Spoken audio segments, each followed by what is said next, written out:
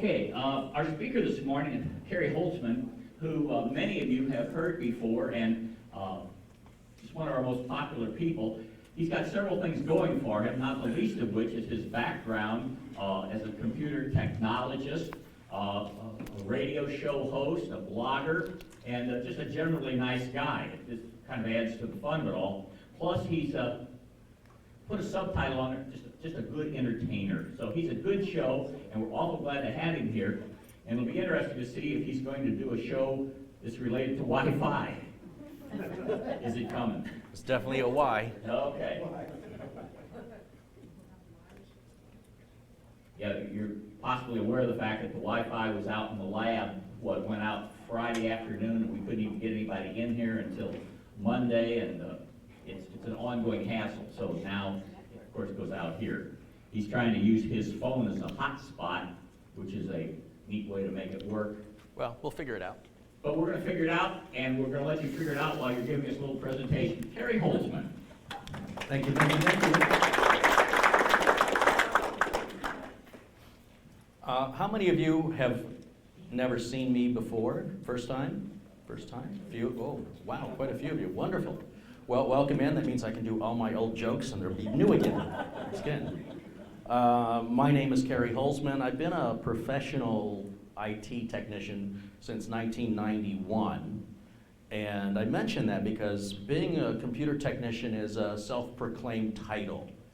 Any of you want to be a computer technician, say I'm a computer technician, and you are legally as qualified as I am to open a shop and start overcharging people and saying no. No. That's what IT people do. Can I do this? No. And then if you just say, have you tried turning it off and on again, that'll solve 75% of the problems. Just send them the bill. But, you know, I don't like to, well, I do. I don't like to boast about my accomplishments, but the reason I do it is to establish some confidence. Because you can't, maybe you can't tell by looking at me, I don't know. But you can't tell by looking at somebody if they're competent or not. But I figure if I've been doing this for 27 years, I must have learned a little something along the way, right? But everybody's an expert. And I don't know everything, but if we got Google working, I do. It may not be true. You know, don't trust Google. That's a famous quote from Abraham Lincoln. I read it on the internet, so I know it's true. Yeah, I've hosted a radio show, I've authored a book, I've taught at the college. I'm doing YouTube videos now. In my YouTube videos, I show people how to build a computer, repair a computer. I show the scams, the fake calls about we're the IRS, or your computer has a virus, or your Windows license has expired. Those are all fake, and I expose them. I keep them on the phone as long as I can, and I play stupid. And I just try to, I ride the line between when they're gonna realize I'm messing with them. I had one guy on for over an hour, which means during that hour he wasn't making any money. And I was, because it was on YouTube. So you gotta love, you know, karma, right? He's trying to steal money illegally, and I'm turning him into a star with over 1 million views on YouTube. And I'm making money from his performance, which is just like, makes me happy. I like to teach people how to be self-reliant. So my videos also include a buddy of mine fixes Subaru engines. He tears them down, builds them up, slaps them in the car. We show, on my videos, they're very long-winded because I like to be thorough. I don't like to assume my audience has any experience or knows what any of this stuff means. So I cover every wire, every bolt, every screw, every detail. And I've had people come up to me and say, it takes you 2 hours to build a computer, I can do it in 20 minutes. It's like saying, it took you 2 hours to eat at the buffet, I can eat at the buffet in 20 minutes. Enjoy it, slow down, savor it, it's fun. It's not a race. And anybody can do it. Like, seriously, it's adult Legos. And if you ever build your own computer, you'll never buy another pre-built computer. And I'm not talking about laptops, you're not building those. But just the regular, you know, desktop computers. You'll get more for your money, you'll get the satisfaction, you get this little dopamine release in your brain, which is better than any drug I have ever tried. And I keep going back for more and more and more, because when you have, especially the first time, When you've got this investment of $1,000 or $2,000 in parts and you're nervous because you've never done it before, and you turn it on and it works, it's a feeling I cannot describe to you. If you turn it on and it doesn't work, and you figure out why, that feeling is 10 times stronger. I actually feel bad for people who've never done it before and it works the first time. Because you didn't learn anything, you just verified, you followed the steps. But when you have that little sense of panic and you see it through, because once you see how the pieces go together, it starts to make logical sense, and you turn it on and you fire it up. It's very addictive, it really is. So, on my YouTube videos, I don't do any sponsorships. I'm sort of the Consumer Reports of YouTube videos, I guess. I buy parts if I want to review them.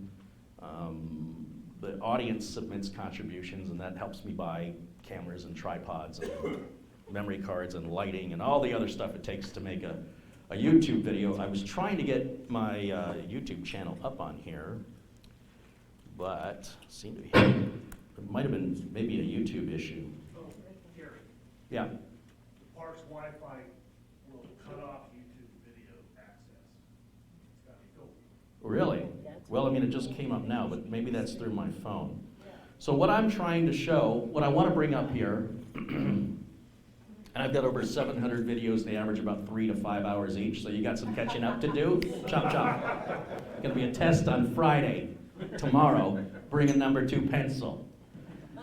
Well, this may not be the best for me to show you, but something happened to me recently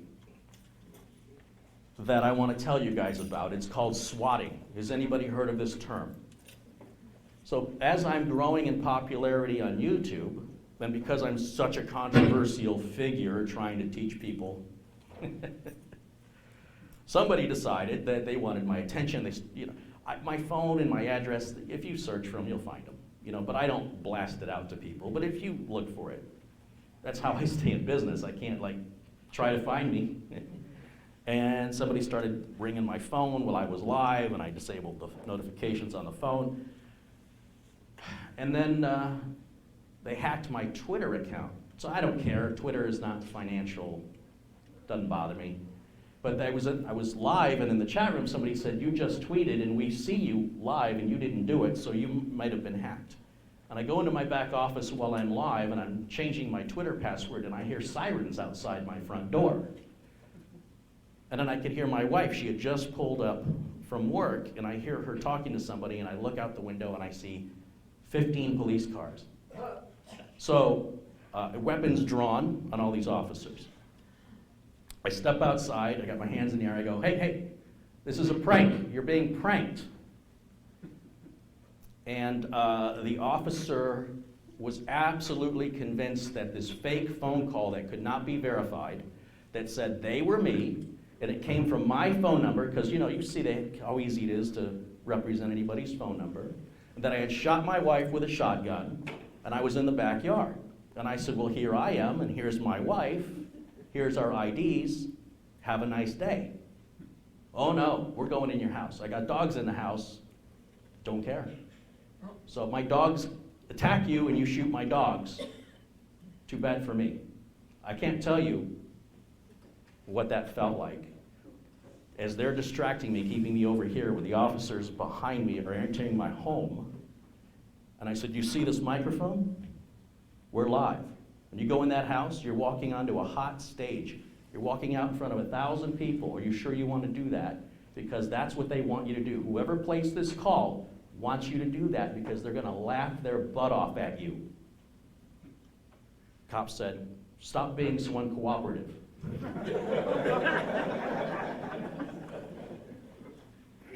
If you've got nothing to hide, I go, well, if I have nothing to say, I shouldn't care about freedom of speech. So if I have nothing to hide, I shouldn't care about my right to privacy? Is that how it works? Needless to say, wasn't really on the same intellectual level with who I was speaking with. But I do love police officers, I do. Just not all of them, most of them. But anyway, the good news is the dogs When the officers walked in, because I got to watch the video playback. What kind of a dog? Same as the police. Same as the police have. I have a German Shepherd canine unit, right? And I also have a big, fluffy Chow Golden Retriever mix. They're both rescues. Well, they'd say I'm the rescue, right? But let's see. Anyway, I didn't know what they were going to do. That nobody's ever walked into my house without me introducing them to the dogs. And so when I watched the playback, the dogs went out the doggy door immediately. And there's a part of me that went, whew. And there's a part of me that went, they're not going to protect me if somebody breaks into my house. I can't look them in the eye anymore. Let's see, I'm trying to see if we'll get lucky and have a video load. So that's Jimmy, and the big fluffy one is Lyle, and it's heart-stopping to have your back and to know that you could be hearing your dog growling and biting and then hear a gunshot. I hope it doesn't happen to any of you, and there's nothing that can prevent it from happening. And somebody said, well, Carey, you're getting famous. I go, well, no. If you mistype my name into Google search, a pornographic website does not come up. So until that happens, I'm not famous. It is tough being famous when nobody knows who you are. I just want to say. Anyway, it was frightening. The good news is I got to, the city of Glendale had never had a swatting event before. And you think with a city of 250,000 people, with an event that's been taking place since 2004, they would have been familiar. So I got to make a couple new friends at the police department, and I mean that sincerely. Very nice people who asked me to overlook new training procedures for the dispatchers and the officers to watch for red flags so that they don't overreact, right? I mean, the officer has a loaded M16 at my house. Yeah, it seems nice. But regardless of that, it's frightening. I don't care who you are. And you can say, I mean, a lot of people say, Carey, you didn't react correctly. Apparently people get to tell me how I'm supposed to react. I got to check in with people on the internet now. Say, is it okay if I react this way where these people point guns at me? Who are you again? That's sort of the world of the internet there. And we went through I explained some things on the technical side to the lieutenant of the police department. They developed a very short sort of training procedure for the officers and the dispatchers. Thing is, 4 days later, the guy did it again. But this time, instead of 15 squad cars, I had 3 squad cars, and the guns stayed in the holsters. That's all I care about. Just keep the gun in the holster. And the police were very polite, very polite. They said, we heard you had a gun, you had a bomb. I've got a bomb this time. And I said, no, it's another prank call. And they said, would you like us to come in and look? And I said, no, I'm good, thank you. A week later, about 11 o'clock at night, my dogs are barking. I look, I see 2 police cars. So the number's getting smaller. 2 officers very calmly walk up to the door. I said, oh, are we doing this again? And he said, we had the call. And he said, we're sorry to bother you. And I said, no, listen, you're not bothering me. I appreciate that you're coming out to check on me. I feel bad that somebody may actually need you. And I hope the rest of your evening goes this easy. And it was, what a difference from 15 officers with weapons. So we've made progress, and the police know my address, and if that happens, they notice to react, but perhaps not overreact. But it can happen to anybody, and that's what I want to tell you, that's what I want to stress to you. It typically happens to kids that are gaming online, and they're trying to frighten the other person. Unfortunately, a gentleman was, the guy said, oh, here's my address, and it was a house his parents were renting. The guy made a false police call. The guy renting the house, what's going on outside, opens the door, and the police were so frightened, they pulled the trigger and killed him before he had a chance to even identify himself. So that person that made that swatting call was found, and he's in jail for about 20 years and shows very little remorse, because he's not, in his mind, he's not the one who pulled the trigger, but he's the one who created the 911 call, and he was getting paid to do it. It's not his first time. And he said he never thought to do it until after it happened to him and his grandmother. So that's the logic, right? This is the logic of the people doing this. And so people would pay him to SWAT for them. And the swatting event was over $1.50. Yeah, somebody lost their life over $1.50. Other than that, how's your day? The internet is a dangerous place. It can be a wonderful, wonderful place. That's a characteristic of our sound system. It's going to do it no matter what you do. Okay. Just want to make sure it wasn't me. No, it's not you. To me, the internet's like a big dumpster. You can go in there and you can find treasures, but you got to dig through a lot of garbage. And it's a great source of information for anything that you want to know. I had a leaking bathtub faucet, and I thought, I know there's a cartridge in here somewhere, and I don't know how to get to it. And I just went to YouTube and I said, how to fix leaking bathtub faucet. And this, middle-aged housewife shows step by step how to take it apart. I mean, I wouldn't expect, right? And I followed it, and I went on Amazon and I ordered the part. The part was like $6, and I swapped it out and fixed my leaking bathtub faucet. And my wife said, when did you learn to do that? And I said, about 10 minutes ago. The air conditioner in the house broke. Went online, was able to figure it out, fixed it. When did you learn how to fix air conditioners? It's August, and all the air conditioner places are busy. They can't come out for a week.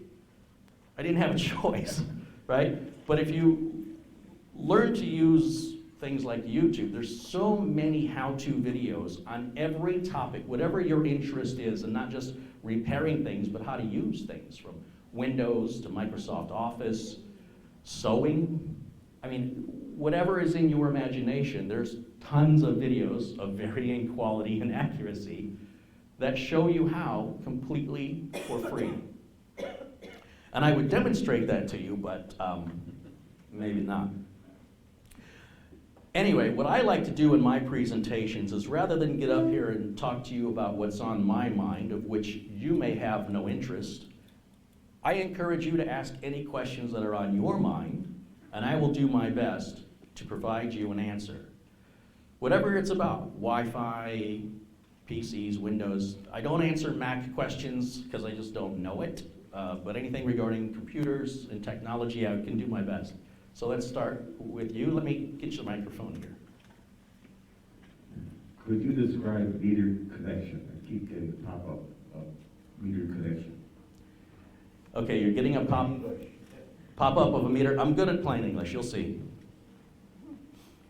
A metered connection means that it's limited, and it may be limited in both speed and capacity.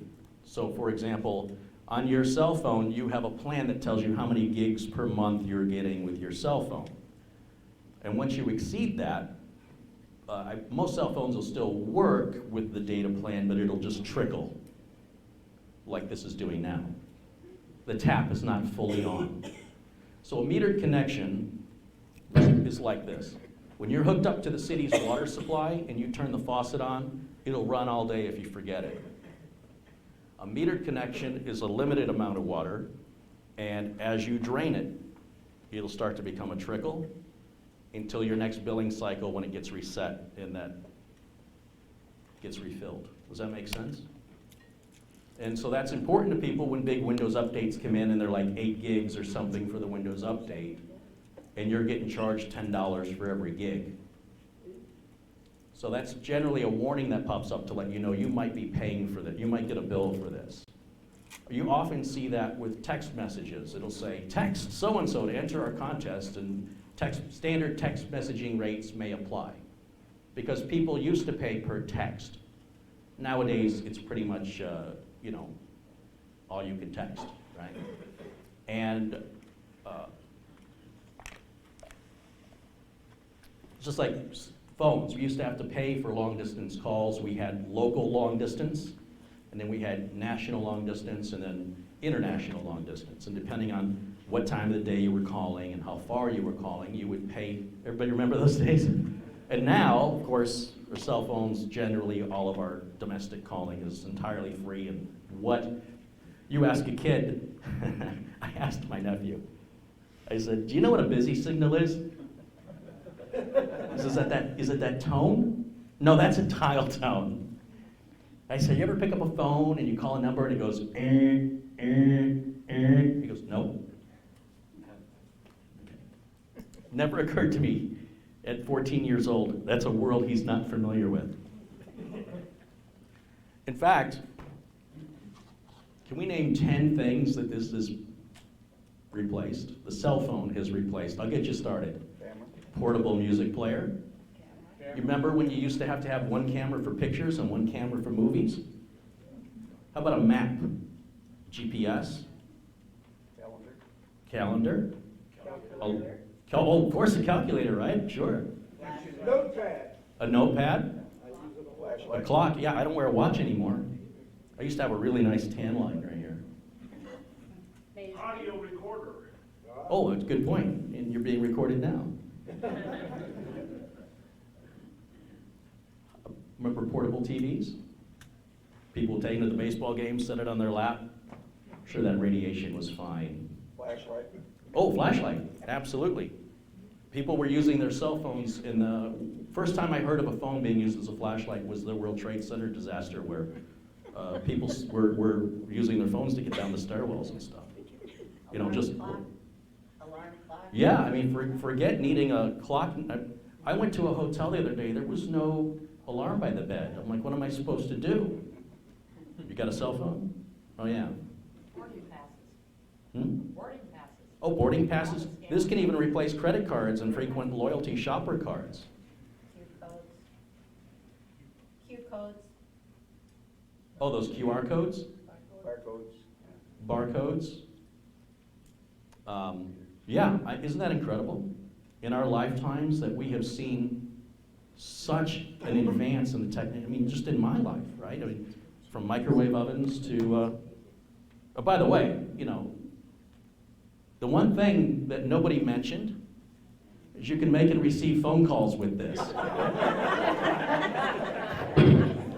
Try telling the kids of today that. They won't believe you.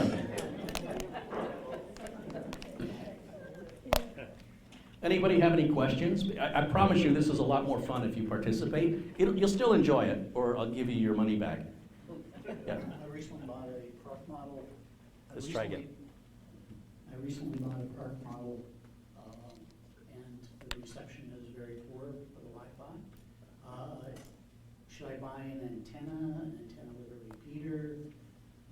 What will boost my signal that'll make me happy? Okay.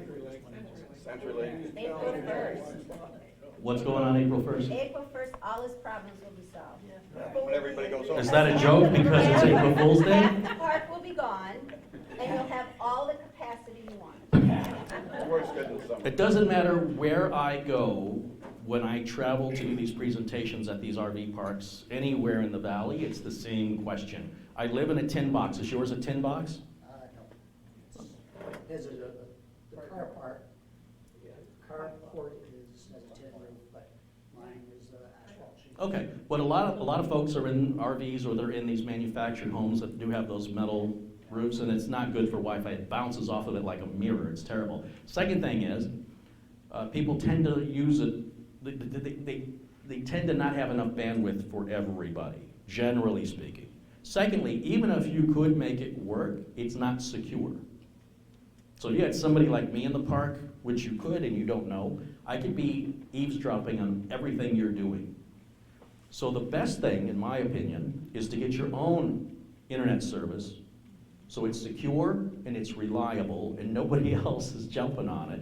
And you can often use your smartphone as a tether, or as a wireless tether, or you can go to your smartphone provider and buy what's called a hotspot, which is a little card like this, and you can hook up to 5 computers with it up to 30 feet. and have high-speed internet that is secure and consistent with regards to reliability, availability, and performance. And that's what I would do. And if you're going to stay here a while, maybe get a Cox cable or CenturyLink. Do you guys get either one of those here? CenturyLink. Anything's better than free Wi-Fi. I'm sorry, but free Wi-Fi is so dangerous. Like if all you're doing is browsing the web and watching YouTube videos, that's fine. And if you don't care if somebody's eavesdropping on your email, that's fine. But the minute you start paying bills or doing anything financial, just because you don't you think it's okay, you think it's safe, it's not. And by the way, you can do everything right. You can have passwords that are 100,000 characters long and have a different one for every website, but then the company that you've got the password with is the one that got hacked, not you, right? All of us pretty much got hacked by Equifax. You know, they're releasing all of this information of people's names, email addresses, any contact information that you may have entered on any website that was hacked has been compiled into, and you, let's see if we can do this, hacked accounts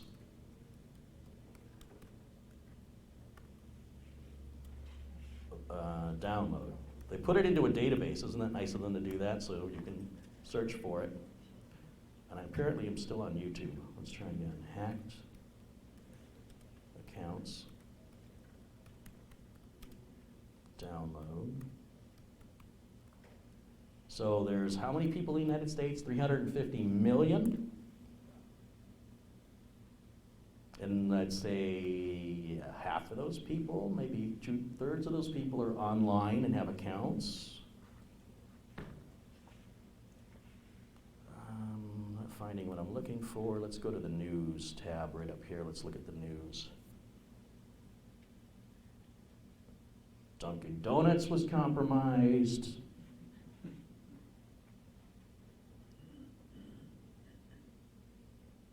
Millions.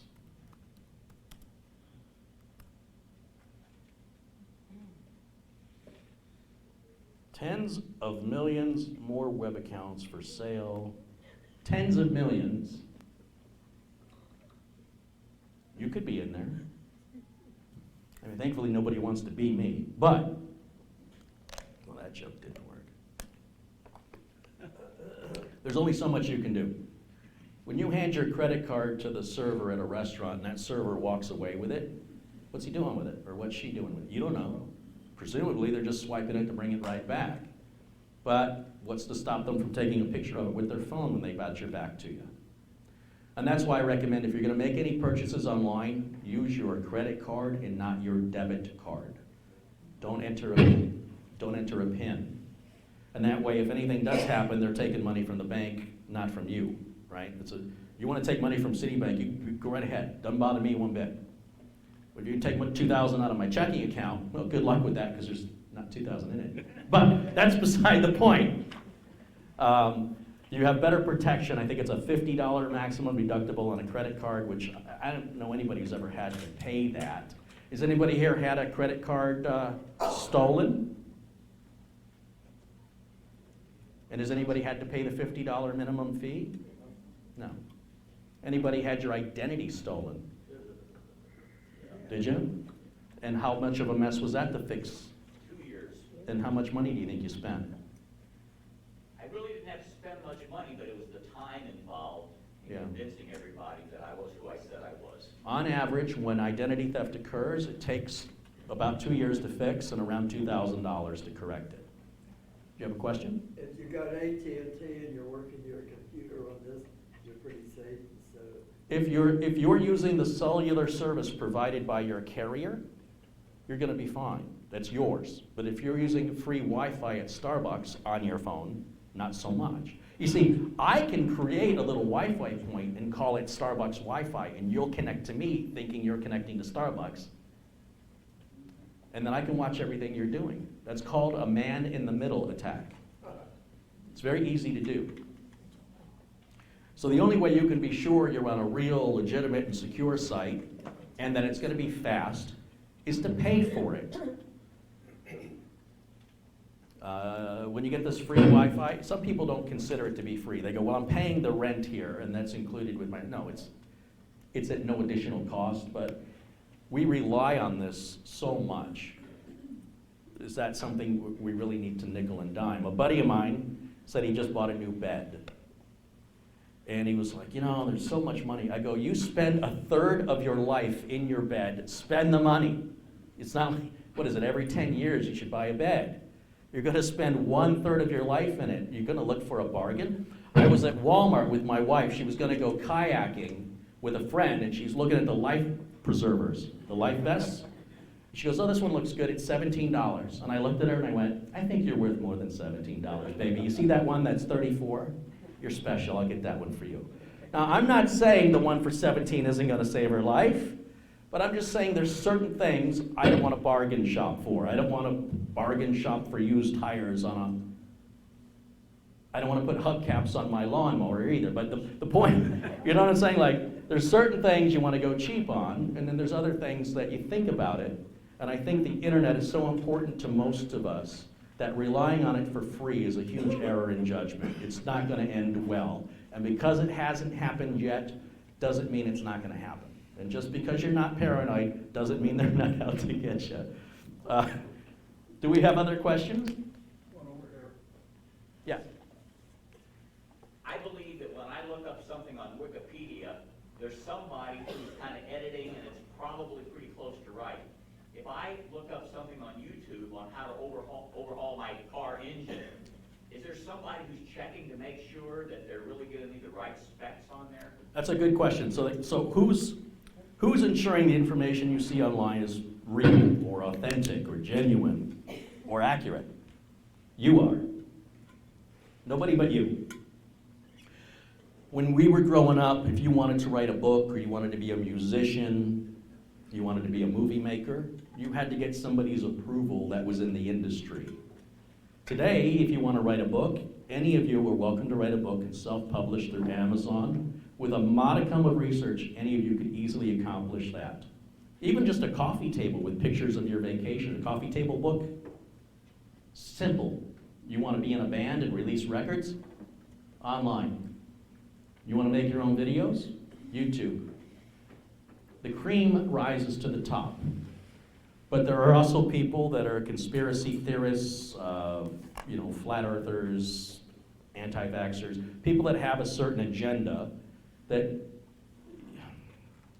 whatever you want to find on the internet, you will find. If you want confirmation that the earth is flat and you search for it, you'll find what you're looking for. Now, it doesn't mean that's going to be more than the people that say the earth is round, but it is there. And you're welcome to believe whatever you want to believe. It doesn't have any impact on anybody else's life.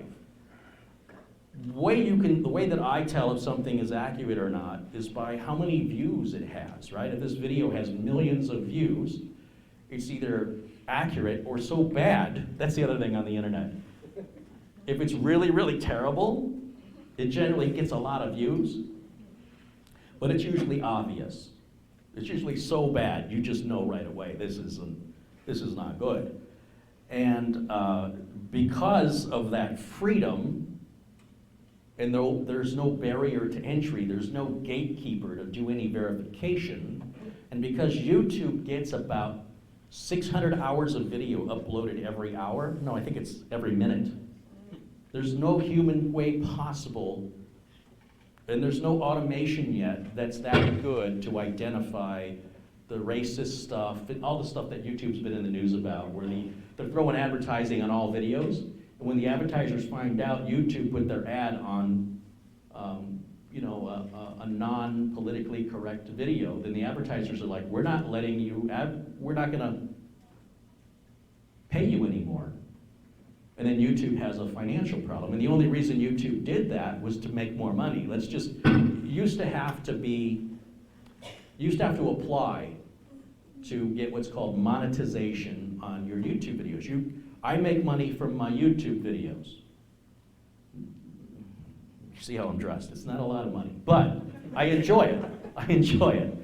And people go, well, aren't there people making millions of dollars on YouTube? Yes, there are, but there's also kids at 14 years old that become worldwide pop stars, guys like Justin Bieber.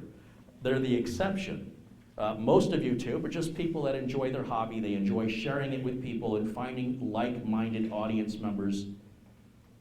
You know, in my YouTube channel, I'm building a community of friendly people. If you come in here into my YouTube channel and you insult anybody or suggest they're stupid, you're gone. You're ejected, you can't come back. And I said, you know, on the internet, what I'm building is something that, as far as I know, doesn't exist. It's a safe place where everybody supports one another, that we all share a common interest. And, you know, if somebody built a computer and you don't like it, they weren't building it for you. Tell them good job, you know, or keep your mouth shut. It's really easy. And this is a wonderful and amazing community because it's so rare to find it on the internet. Yes? Just a question regarding the YouTubes. Being a little bit of a handyman myself, I often go onto YouTube to just see how things are done. Yeah. My question is, because I too have watched a few of these films on topics that I was quite familiar with and said to myself that this guy's doing it totally wrong. Yes. My question to you is that after observing one of those films, I normally go through the comments to see how many people have either agreed to it, like you say, or they pick up better ways of doing it, and consequently I look at several YouTubes on the same topic. Yes. So my question is that who controls the comments going in? Well, on my channel, I changed YouTube's default setting, which is allow all comments. And a lot of YouTube creators don't have the time or the motivation to filter them. My YouTube channel says all comments must first require approval before anybody can see them. So every day I go through about 300 new comments. The more popular I get, the more comments I approve or deny. So if somebody comes onto my channel and they go, you did that wrong, to me that's like you're sitting in my classroom, a classroom I didn't ask you to go into, a classroom you paid no money for. You're not using a real name, you have no YouTube videos yourself, and you've got no subscribers, and you're gonna tell me how to do my job? If you know so much, you make the video, right? And that's why I make my videos, because I saw videos, I said, these suck. I'm not a YouTube creator, and I can do better than this guy. And I did. And I would suggest, if you know, share your knowledge. You know what I mean? And what's surprising to me is I do get corrected. There are people that can politely criticize and say, you know, you could have done it this way. And then I'm the one who ends up learning when it wasn't my intent. I'm like, gosh darn it, I didn't want to learn anything. I was teaching. And you know, it's a great sort of, you know, you give and you get, and it's a really cool thing. But there's other people that, you know, they're not going to listen, they're going to do what they want to do, and it's just up to you to decide, unfortunately. When you pay money for content and you don't like it, you can demand a refund. But on YouTube, there's really nothing other than giving it a thumbs down, and it really has no impact. The YouTube content creator doesn't get paid on how many thumbs up or thumbs downs they get. I was just concerned that maybe the person that originated the film, the comments would go to him first so he could just cancel all the ones that he didn't like. Yes, that's what I do. But I consider it weeding my garden. Okay, I go out and I pull the weeds because I want a family-friendly channel. I want people all over the world of any age to be able to watch this. And if there's cursing, if there's improper behavior, look, you walk into Disneyland with an offensive t-shirt on, they're going to ask you to turn that t-shirt inside out or to leave. And that's something you paid money to get into. YouTube, by default, just allows all comments, which I think is a terrible, terrible error in judgment. But it's better for them financially. Like anybody else, a lot of YouTube content creators don't even know that's an option. You know, they just make their video and don't even realize that they can have that control. But since they're not getting paid anymore for doing it, why should they? So as far as I know, like the biggest YouTube channels, the most popular ones, have the nastiest comments and spam and commercials. People try and jump on that trend, the bandwagon, and use that person's popularity to promote their thing. Hey, come watch my channel. Buy this product. So on my channel, I delete all that stuff and I block that person so they can never ever post again. But it's sort of like swatting flies. There's more than I can ever swat. I just do the best I can. But all the information on the internet, you should be skeptical of and you should verify. I wouldn't take anything as 100% truth unless I had personal experience to verify it. Even my videos, I tell people, don't just take what I'm saying. Don't live vicariously through me. You know, move forward, and if you get stuck somewhere, Google is your friend, and move forward from there. And when you find a good trusted source, have you ever been to a bad doctor? Have you been to a bad mechanic? Just because somebody does something for a living doesn't automatically mean they're good at it. And here, like I say, there's no interview, there's no approval. You just turn your cell phone on and you're a star. Yes? Are you ever gonna come up with a YouTube on how to build a laptop? So the problem with building a laptop is there's no, so this is a Dell XPS 15. The parts it uses don't exist in any other Dell model. Maybe this keyboard, maybe this power switch. So the laptops are built specifically for performance or for thinness, for batteries, how the battery gets designed, the screen size.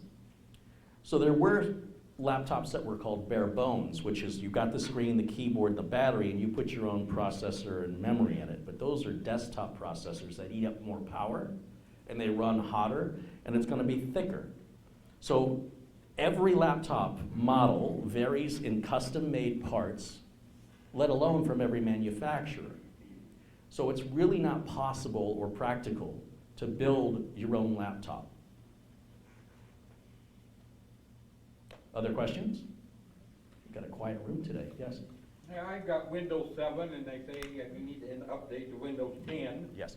And I mean, it looks like you have a video or YouTube to do that.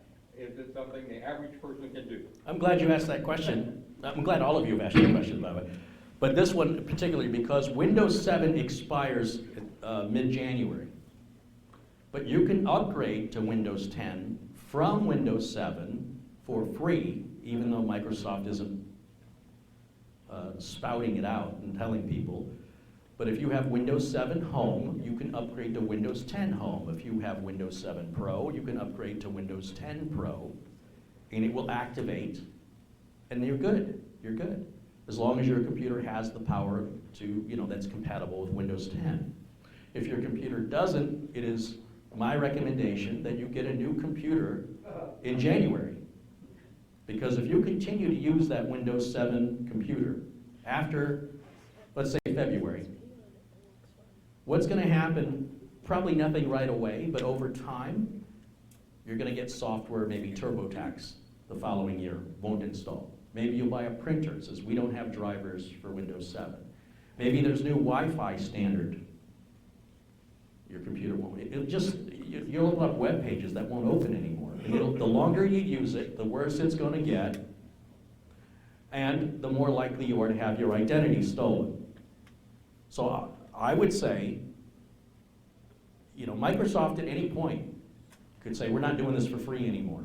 I would not wait until January, if it were me. I would do it when you have a few hours to spare, just in case things go wrong. Make an image of your computer before you start. An image of your computer is a backup of the entire hard drive. So you can put it back the way it was if everything goes terribly wrong. It usually doesn't. I heard you guys can get a Cronus here for $15. Get it. Use it to make that image. Then you can do whatever you want to your computer. Experiment, play with it, tinker with it, and when you break it, just restore the image back in 10 minutes. It undoes everything you did and puts it exactly in the same condition it was before you started. The problem with an image is that it's perishable, in the sense that if it takes, when you're backing up a whole hard drive, depending on how much data you've got and how fast the USB port is, It may take a half an hour, it could take 6 hours. So people generally don't image every single day. It takes too long. But if you wait 6 months, and in that 6 months you just offloaded a bunch of pictures from a cruise or a vacation, and you installed some new software and some antivirus updates, when you restore your image 6 months from now, all that's gone. So after a while, that image starts to become less and less useful. And I'm sorry, it just occurs to me, I may not have started my camera. It is going. Did I leave the stove on? I think it's okay.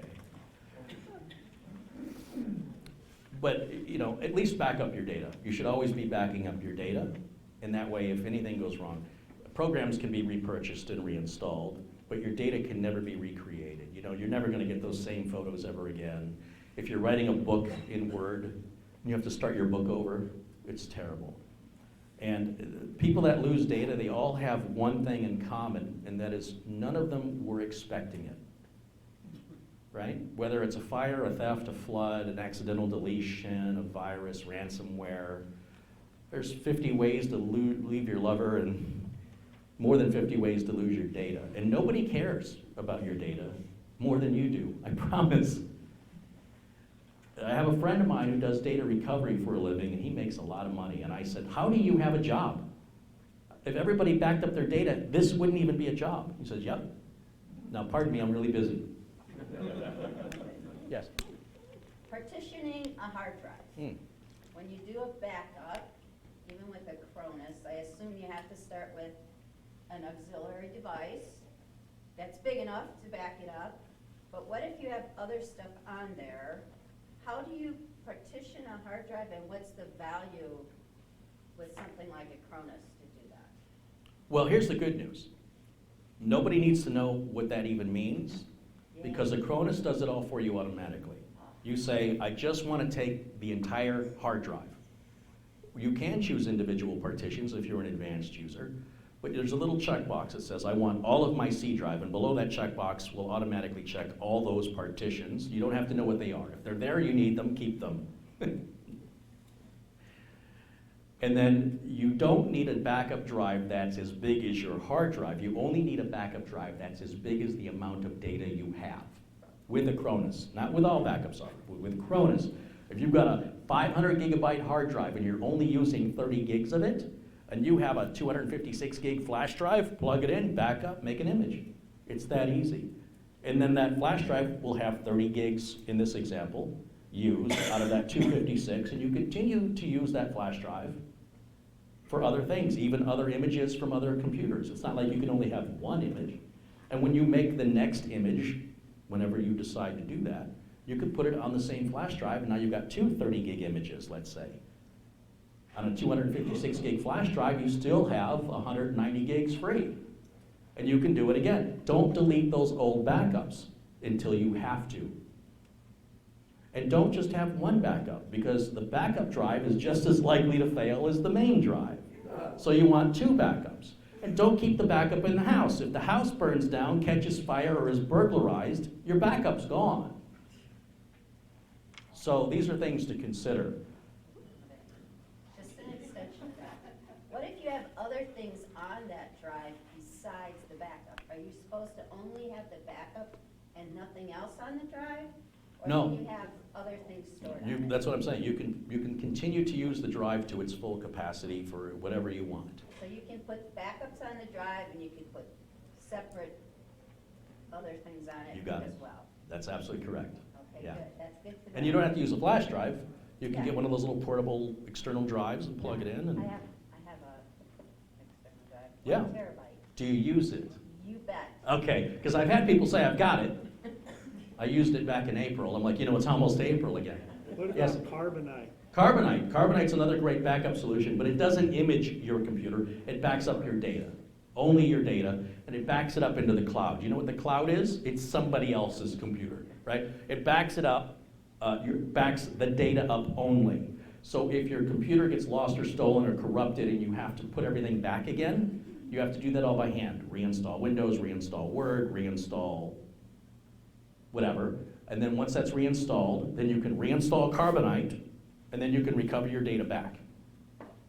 With Acronis, when you get a system image, it takes a photograph of every bit of data on the system, every temp file, every virus, it gets it all.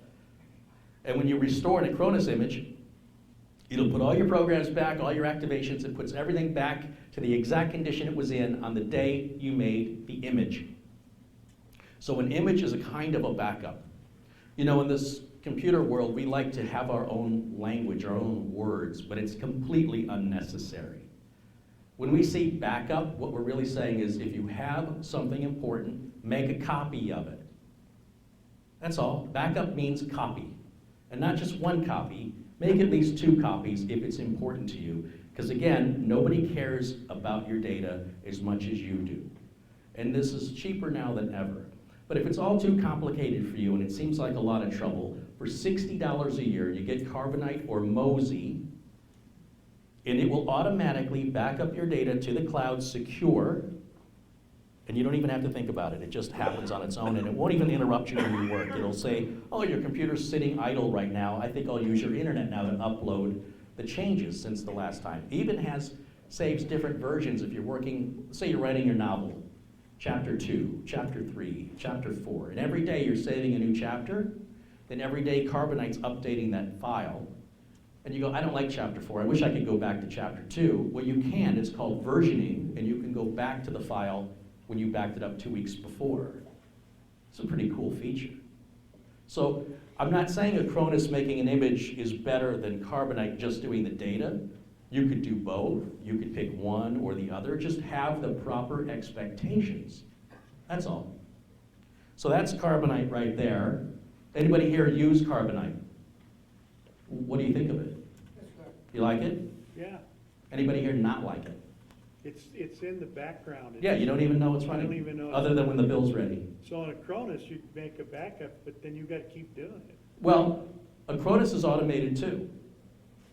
Acronis will tell you, plug your backup drive in. Don't leave your backup drive hooked up to your computer. You might as well not have one. Because if it gets ransomware or a virus, it's going to infect it. But Acronis, you can put it on a schedule and it'll say, like, I set it to every 30 days. It'll pop up and say, please plug in your backup drive and I'll update your backup for you. So you don't have to think about it. But Carbonite gets it out of the building. Yes? So I use the image that comes in Windows 10, which says Windows 7 image, and that seemed to work just fine. It does. So look, if you don't buy Microsoft Word and you want to use Notepad, right, it's fine. What Microsoft gives you for free gets the job done, but it doesn't have as many bells, whistles, features, and options that you get for $15 from Acronis. And if your data's not worth $15 to you, or maybe that's not the best way to phrase it. If your time isn't important, and you're just gonna say, back this up, and you wanna use the basic Windows tool, I'm certainly not gonna tell you it's a bad idea. Any kind of a backup at all is better than no backup. So, yeah, I mean, that's why it's there. If you're curious what he's talking about, if you take a flash drive and you plug it into your computer, Windows will say, what do you want to do with this? And one of the options is back up my computer. Just pick that button and follow what it says on the screen. That's how easy that is. And yeah, it's one of the first times I've heard anybody say they use it. A lot of people don't even know it's there. But that only backs up the data. No, it's an image. Oh, is it? Yeah, it's a big image. It's not going to be compressed like Acronis, and it's not going to update like Acronis. Like I said, it's a very limited free piece of backup software, but it will image the entire, from Windows 7, Windows 8, Windows 10, they all have the same. Just plug the flash drive in and just take a minute, because I know a lot of us, we just click. Take a minute and read what those options are, and you'll see back up this computer is an option. It may not say exactly that. Yes, sir? Can I do 2 backups on one external hard drive? You can do as many backups on one external drive that the drive can hold. So if, for example, you have a 500 gig drive and you've got 400 gigs of data on it, and you want to put that on an external drive, and that external drive is bigger than 400 gigs, you can, as long as the external drive can hold the amount of data you've got, you can continue to make numerous backups on the same drive. So I can do my wife and mine. Absolutely, and you should. And then when it gets full, then and only then should you go back and start deleting your oldest backups. Keep those old backups. How do you know when it's full? Oh, it'll tell you. Oh, it'll be real clear. Yes. I know you're not a Mac guy, but can I do this on my Mac if you don't? Yes. Well, Mac, they have Time Machine. You might be familiar with Time Machine. I think Carbonite Mosey worked on Mac.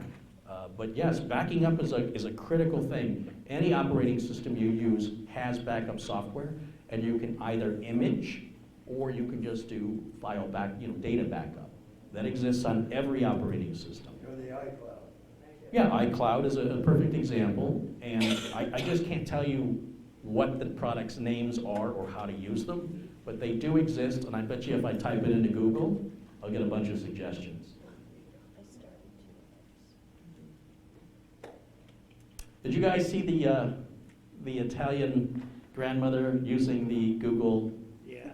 Did you see it? Hey, Google! And then she says, what is the weather tomorrow? And it tells her, she gets up, and she says, oh my gosh. I scared. If you haven't seen it, it's...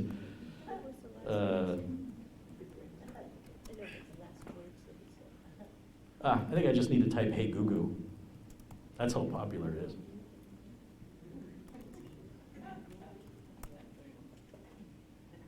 That's her.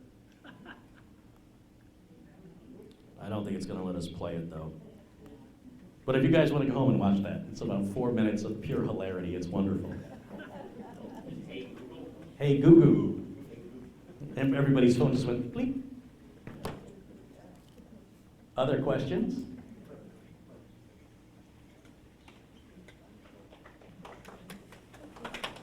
Are we done? Yeah, are we done already? Are we done? We're done. How did that happen? Didn't I just start 5 minutes ago? You didn't turn the camera on, that was the problem. Okay, we're doing this all over. Hi, my name is Carey Holzman. We are done? Seriously? Yeah, yeah. Well, Are you done? well, thank you guys so much for coming out to see me. I have business cards up here. I do computer repairs, and if you guys want to pick a business card up. And if you want to check out my YouTube channel, the spelling of my name, just type it in Google, and you'll find my YouTube videos. They're all free. If you don't like them, you get your money back. And thank you for coming to see me. Thank you so much.